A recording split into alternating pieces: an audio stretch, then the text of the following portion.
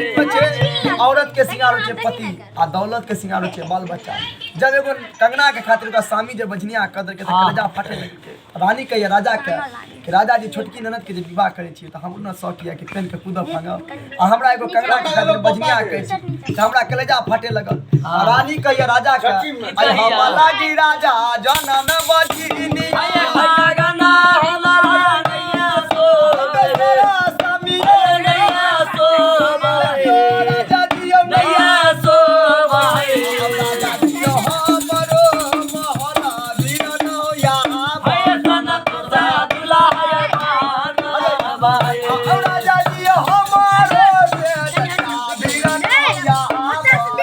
तुसा दुल्हा भाई भाई बड़ी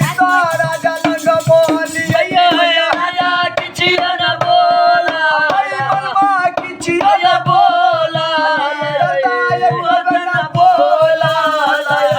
भगवान आजू दुल्हा करे लागै बाजी भैया कलेजा गिरत अलमारा भैया दुल्हा कलेजा गिरत साल मारा मन के हो नाही रापन दुख बाई छोराबा बाजिया नम छोरा ले भाई राजा के गई माता के हरे दुख वाला सुना भगवान की ना का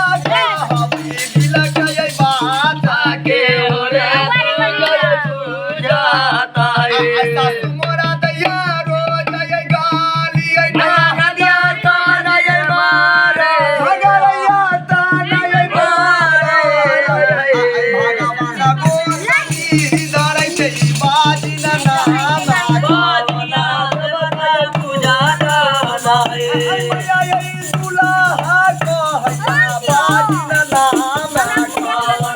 देवता पूजा ना मन